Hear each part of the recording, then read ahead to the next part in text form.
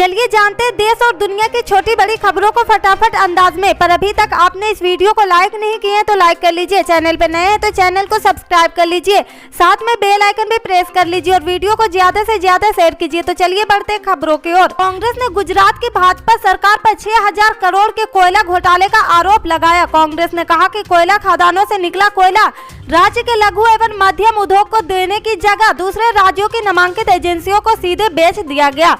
कांग्रेस के मुताबिक सरकार ने उस एजेंसियों को कोयला बेच दिया जिनका कोई अस्तित्व ही नहीं। कांग्रेस ने इस मामले की जांच सुप्रीम कोर्ट के वर्तमान जज से कराने की मांग की। कांग्रेस ने आरोप लगाया कि गुजरात सरकार ने कोल इंडिया से सीबीसीडी वाला कोयला उद्योग के नाम पर खरीदा और खुले मार्केट में बेच दिया। कांग्रेस ने कहा कि पिछले 14 साल के अंदर गुजरात में भाजपा के 4 मुख्यमंत्री बदले हैं, सभी की जांच की जानी चाहिए। कांग्रेस नेता राहुल गांधी ने प्रधानमंत्री नरेंद्र मोदी से इस 60 लाख टन के कोयला घोटाले पर जवाब देने की मांग की। उन्होंने ट्वीट कर कहा कि 60 लाख टन कोयला गायब है, क्या इस कोयला के घोटाले पर प्रधानमंत्री जी कुछ कहेंगे? कांग्रेस प्रवक्ता गौरव वल्लभ ने कहा कि गुजरात में 2008 से आज के दिन तक नरेंद्र मोदी, आनंदीबेन पटेल, विजय रूपाणी और भूपेंद्र भाई पटेल मुख्यमंत्री रहे हैं, सभी की भूमिका की जांच होनी चाहिए। उन्होंने आरोप लगाया कि पिछले 14 साल में राज्य के लघु और मध्यम उद्योग को कोयला देने की जगह गुजरात सरकार के एजेंसियों उसे ऊंचे दाम पर बेच दिया। कांग्रेस ने कहा कि पिछले 14 साल में गुजरात सरकार का उद्योग खान एवं खनिज विभाग 10 साल तक मुख्यमंत्री के कंट्रोल में रहा।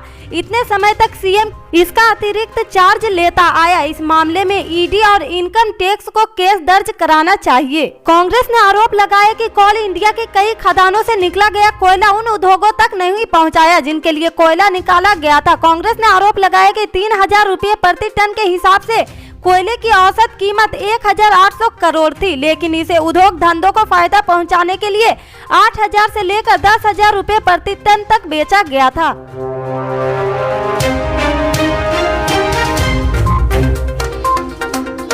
महाराष्ट्र सरकार में मंत्री और एनसीपी नेता नवाब मलिक की गिरफ्तारी पर बसपा प्रमुख और पूर्व मुख्यमंत्री मायावती का बयान सामने आया। गुरुवार सुबह मायावती ने ट्विटर करके बीजेपी पर सीधा निशाना किया।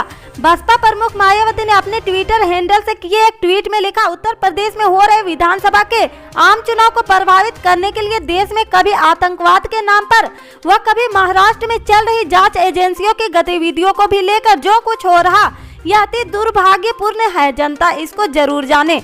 इससे पहले सपा प्रमुख अखिलेश यादव ने भाजपा पर निशाना साधते हुए कहा कि भाजपा इस तरह की एजेंसियों का दुरुपयोग कर लोगों को अपमानित करती है, झूठे मुकदमे में फंसाती है, झूठे मुकदमे लगाकर जेल भेजती है। हमने कई बार देखा कि यहाँ पर भारतीय जनता पार्टी की सरकार ने बताया था कि उनको खतरा है कि विधानसभा में आतंकवादी हमला हो सकता है, लेकिन पुड़िया निकली थी। उन्होंने कहा कि इस पुड़िया पर आतंकी साजिश का हल्ला मचाया। जांच एजेंसियों ने जब बाद में पुड़िया को खोला तो देखा कि उसमें लकड़ी का खिसा हुआ पाउडर था। अखिलेश यादव ने कहा कि भारतीय जनता पार्टी के लोग कुछ भी कर सकते हैं, इनसे संभल कर रहना जरूरी है। गौरतलब है कि महाराष्ट्र सरकार में मंत्री और एनसीपी नेता नवाब मलिक की गिरफ्तारी के बाद सियासी गर्म हो गई। प्रवर्तन निर्देशालय ने नवाब मलिक को बुधवार को गिरफ्तार किया है।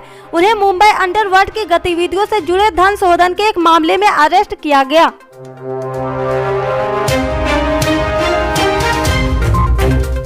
बीजेपी के प्रदेश अध्यक्ष वीडी शर्मा के विपक्ष को लेकर दिए गए बयान की सियासी गलियारों में जमकर चर्चा हो रही। उनके इस बयान पर कांग्रेस भी निशाना साध चुके हैं। कांग्रेस का कहना है कि कमलनाथ के मिशन 2023 को देखकर ही बीजेपी को हाई लेवल मीटिंग बुलानी पड़ी। दरअसल बीजेपी के प्रदेश अध्यक्ष वीडी शर्मा ने कहा था कि वह विपक्ष को कमजोर नहीं मानने वाला बयान पर विपक्ष पार्टी कांग्रेस ने निशाना साधना शुरू कर दिया। कांग्रेस का कहना है कि कमलनाथ की सियासी जमावट के चलते ही बीजेपी को हाई लेवल मीटिंग बुलानी पड़ रही। कांग्रेस प्रवक्ता भूपेंद्र गुप्ता ने कहा कि वीडी शर्मा कह रहे हैं कि हम विपक्ष को कमजोर नहीं मानते, लेकिन बीजेपी कमलनाथ के 2027 के सियासी जमावट से डर गई है। यही वजह है कि भाजपा कांग्रेस को रोकने के लिए हाई लेवल मीटिंग करने पर मजबूर हो गई। वीडी शर्मा का बयान कांग्रेस की मजबूती पर मुहर लगा रहा। कांग्रेस नेता ने कहा कि कांग्रेस का घर चलो घर घर चलो अभियान की सफलता पर बीजेपी प्रदेश अध्यक्ष का यह बयान मुहर लगा रहा। उन्होंने कहा कि कांग्रेस ने जैसे 2018 के विधानसभा चुनाव में कमलनाथ के प्लान के हिसाब से काम किया, वैसे ही अब 2023 में भी कांग्रेस मध्य प्रदेश में वापसी करेगी।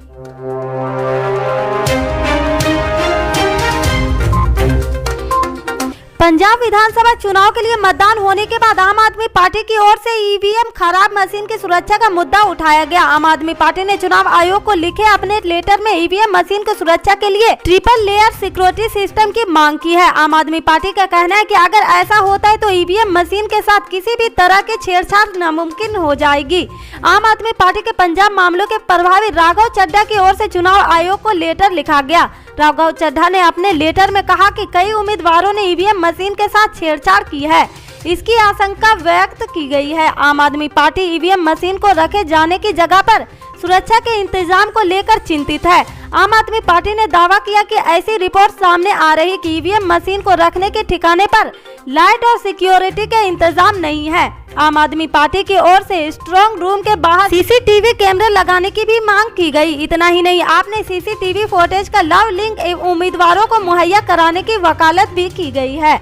इससे आगे की अपडेट्स को जानने के लिए जुड़े रहें हमारे राइट न्यूज के साथ। मिलते हैं फिर बड़ी खबर में, तब तक के लिए जय हिंद।